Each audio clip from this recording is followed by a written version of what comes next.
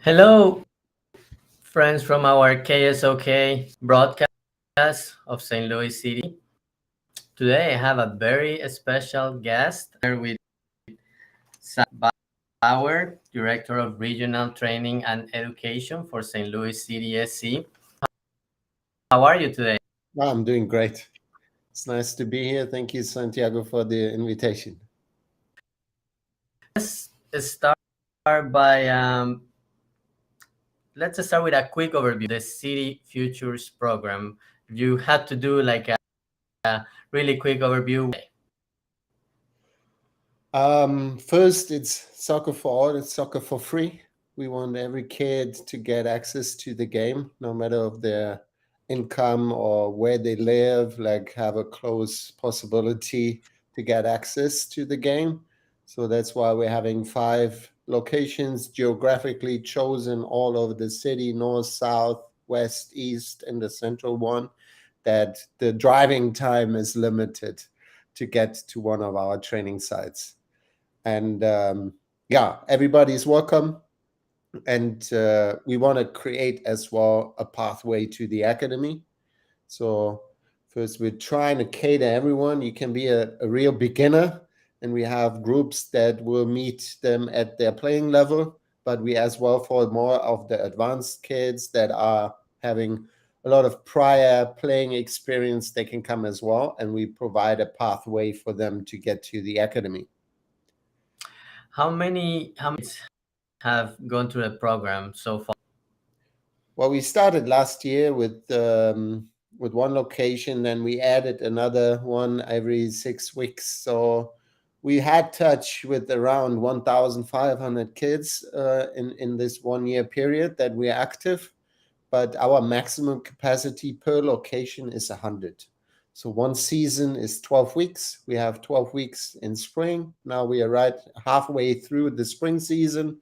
Then we have a fall season that is 12 weeks, and we're playing indoors as well when we are spreading out the kids from one location to different schools in the area where we have an around 8 week indoor season. So in addition to that 12-week or 8-week for in, you also have the program Mhm. that it's a one session. But I'm curious, like, do you see kids that go to the 1-on-1 and then they come back and through the way to play program? That's the goal. That's why the soccer 101 exists. If you can't commit or you don't want to commit because you haven't had like too much soccer experience so far, you go to the 101. This is the entry level. You just have one day of fun. You can have had playing experience before as well, but the idea is really have those soccer 101s as the entry, the starter. You go there and then you move over to the way to play. If you had fun on that day as a child, that's the idea, and get more kids involved.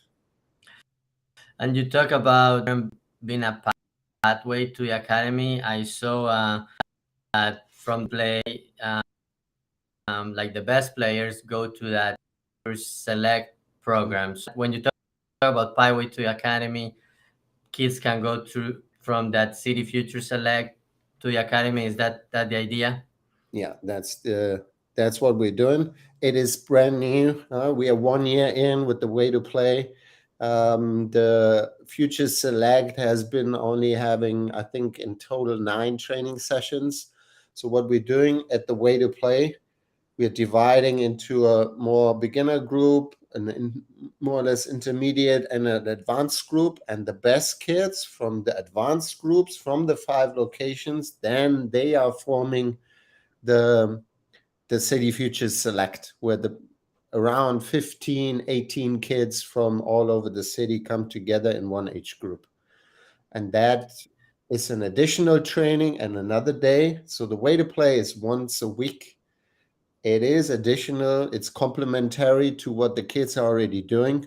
We're not substituting club soccer, we're just giving them an additional opportunity where they can play, they can be seen, they can just come for fun, or they really want to take it more serious and want, oh, there's additional opportunity where they can play. And then if they're good enough, they will be selected for the future select. And then We have the U14 pathway program at our academy, and that is where we are like promoting kids from our future select. So this fall actually is going to be the first time when we're sending players from the future select to our pathway program. So all That's ties into that we are having a pathway from early childhood on to be seen, to be playing with us, and then make it through up all the way up to the academy or even further. Maybe let's see what is possible. right.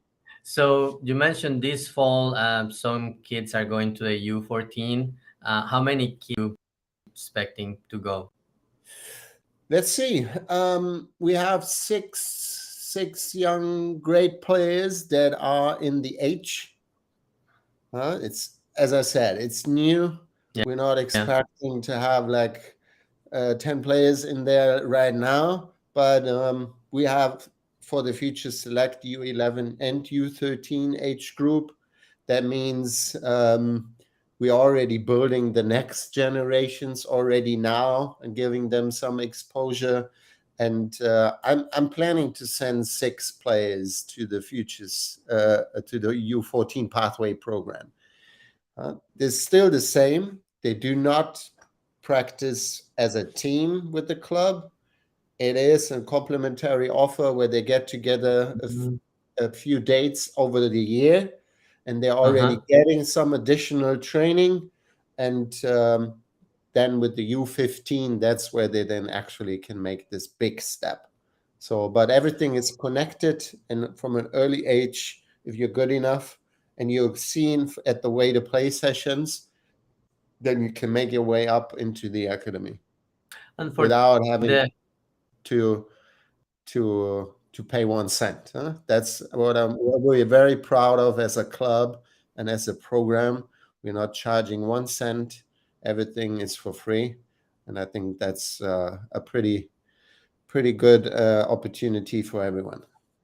that's a great opportunity for children. And the ones that are already in a club and use this as a complementary session to get better. Do you guys maintain communication with the clubs about of the club members, or how does that work?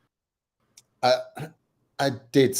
We only did start now. The idea is really that the clubs are aware of what we're doing. So I started now talking to some of the clubs. They're not completely up to date where we want to go, how we see that. We're building that right now. That's actually one of my big goals now in the next month to really give them the idea where we're going. This is something is supposed to support the whole region. It's not something we don't want to steal from anyone. We don't want to steal players. We want to help actually the players stay in their local environment, stay in their local clubs, and just get an additional training by qualified coaches. So that's where one of my backgrounds is. I've been a coach educator for more than 15 years now in different countries.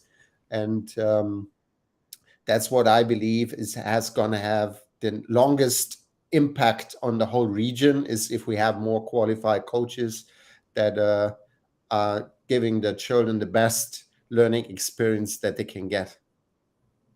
So on that subject, coaches and developing the coaches, this is not only an opportunity to develop the kids, but you're at the same time developing the coaches of the future, right?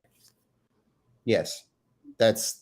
I think that's the future. That's where you have the biggest impact. If I only work directly with kids, you have a limited impact. But if we manage, and that's one of the big goals as that we have as a club to really offer our own coaching education in cooperation with MISA. We've been already having some coaching the coaches sessions that we offer there as well, like very accessible. We rotate, we make them 4 hours that you really can fit them into your schedule. If you're a coach, you want to learn more, every coach is welcome there. They are promoted on the MISA website soon. I think on Friday we are actually launching a section on our website as well where we're promoting the Coaching the Coaches program. And we're dealing with all kinds of topics. It's always one topic per day. And it's a program that we're going to do over the next 4 years. Always one. It could be a technical skill, how to dribble and do fake moves better, or how to shoot better, learn the different shooting techniques. But it could be as well a physical, where we do speed or agility, or it could be something else where we really promote the personality development of players, because players, we all know that when we see athletes in soccer, in the pro soccer world, uh, dealing with their emotions is a big thing. Setting smart goals, being creative, like all this emotional side of dealing with yourself. This is topics that we address, or the social aspect, like creating a great team spirit where everybody respects each other, where everybody works together, where they have empathy and compassion, where they really work together as a team. So I like to use that example of Leicester City in the Premier League some years ago when Leicester City won the title. Do you remember? Yeah, yeah, absolutely. What do you think? Why did they win the title? They played as a team, as a unit. Yeah. And it was amazing to see that all that money that other clubs did had put in does not always win you the title. It was a strong team, and it was so beautiful to see that this is still possible, even if there's other clubs spending so much more money. You see it with Chelsea now. They've been throwing money around like crazy, and they're going down. In Germany, we had the same example with Hertha Berlin. They got a huge investor. The investors coming in, throwing money into the club, buying players overpriced.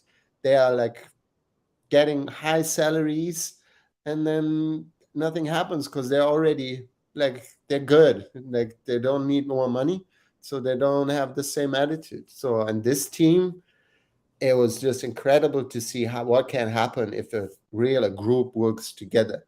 And all those players, they're going to be they were part of this team. They will remember until the end of their lives what they did there.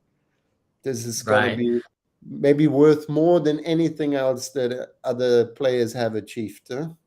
And that's what we care about as a club, really seeing an athlete as a human being, not only a player that produces results, but somebody that is proud of wearing that jersey, somebody that is really identifying themselves with the club and sees it as a family.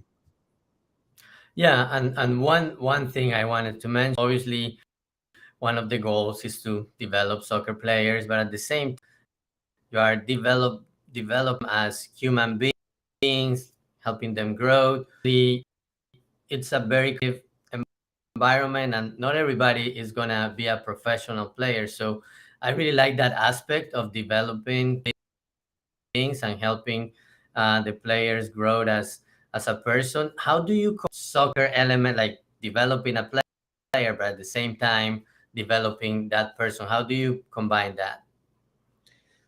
Well, the coach is an educator, and that's where the whole coaching the coaches is about, really seeing it as it's one human being. And there's many of those skills that we are working with when we look about like setting smart goals. It can help you to get a better player, and at the same time I can transfer this skill to other areas in life.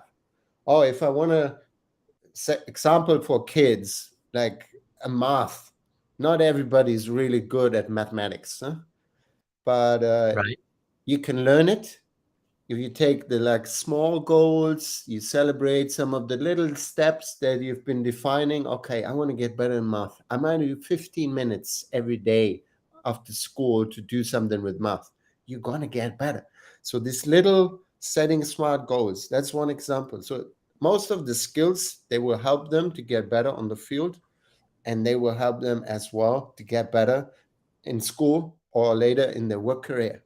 Huh? There's some really good studies out in the research that scientists have been doing that proves that soft skills and this, yeah, dealing with yourself and dealing with others is so much of the success in your later work career. It's not only about, yeah, the hard skills, what you know about that topic. No, it's about dealing with you and dealing with others. That's what life is a lot about. And you can learn that beautifully in that environment on the soccer field and then just transfer it to other areas in life. And we're doing that at the end of the session most of the time. So we're putting some smart goal setting. I'll give you an example. So we're doing a game always where they have to pass through gates. Hmm. And it's a couple of players, they're running, they're passing through the gates, and then they're counting how many passes they were able to do in 1 minute. And then we would not ask, oh, how much was this group, this group, this group? Then it's more, okay, we do a second round. Can you actually do more than you've done before? We don't want you to compete if you only made 10 passes, the other group did 20. We don't want you to compete with the best group because there might be an unachievable goal. It's unrealistic, but you can improve your own score. So like a very small idea. Okay, next round, they will do everything they can to get two more passes in.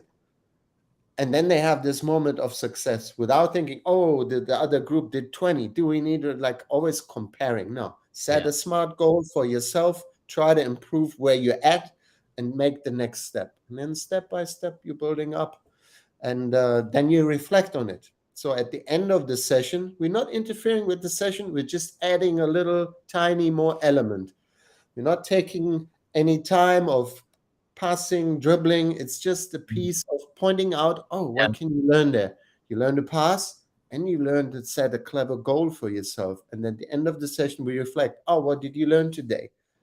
Is there maybe other moments in life where you can use that skill? And the kids are amazing. They know quickly. They always can make that connection pretty nicely if you just ask the right questions as an educator or as a coach. Yeah? Yeah.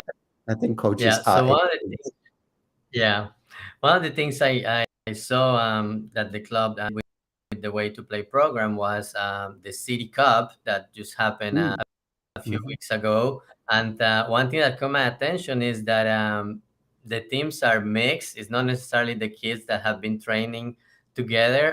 So, what did you guys see from that competition? And did you accomplish what you wanted to accomplish with the kids?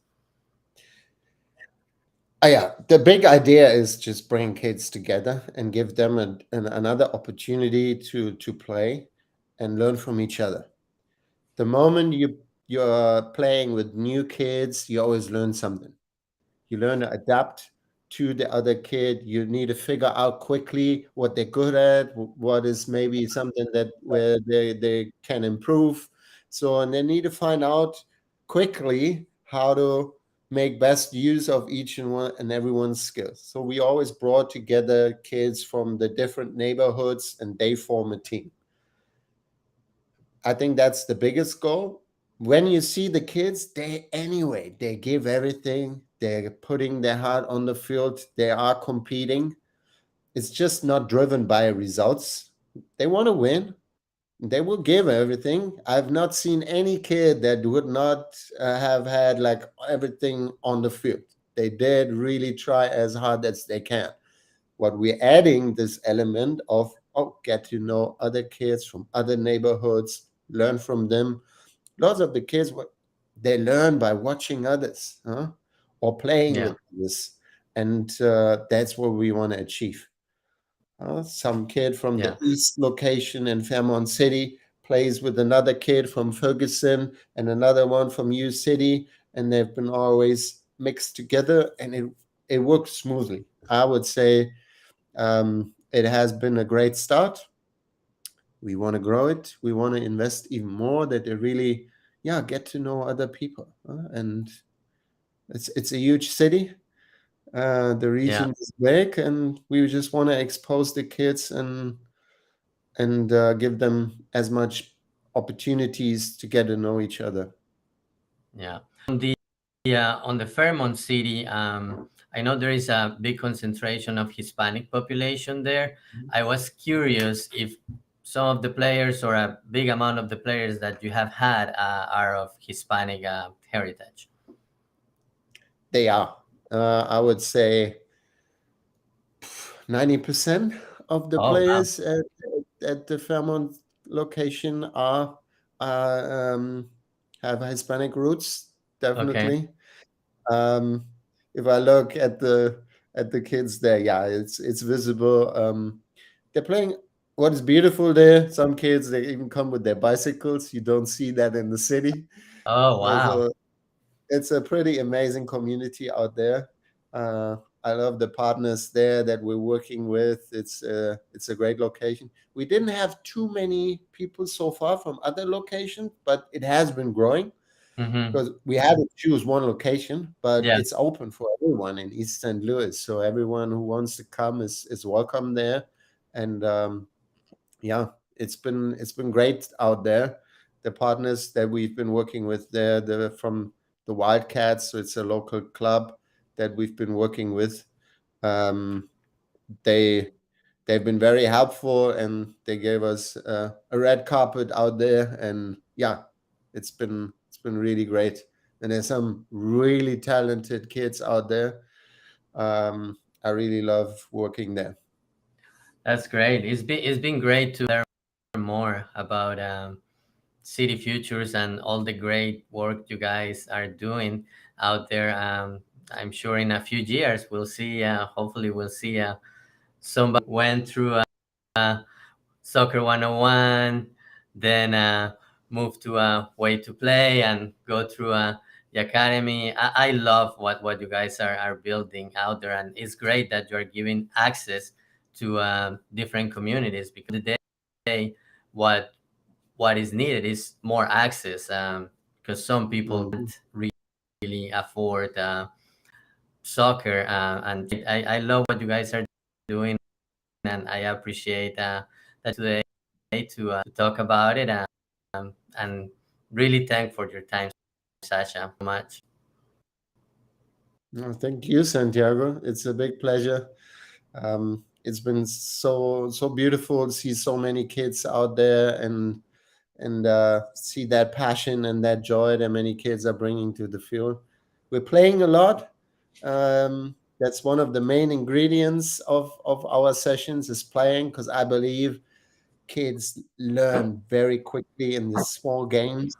And I've seen it in Brazil. I lived in Brazil for some years, and yeah, this creative mind and this soccer IQ that you develop while playing, it cannot be learned by any cone drill.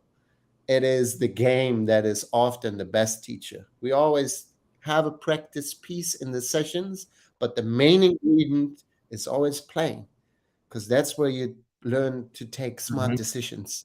That's why we're using these small-sided games because that's where, yeah, and that's what the kids love most. So let's give what they love most to them. Yeah, yeah. So no, thanks again for your time. Really appreciate. Look forward to meeting you in person. Me too, Santiago. Thank you for inviting me. It's been a pleasure, and I'm looking forward to an in-person meeting. Yeah, thanks so much. That was Sasha Bauer with the director of regional education for CDSC, and looking forward to hearing about what this program is doing. Thanks, Sasha. Appreciate it. Thank you, Santiago. Bye bye. Thank you.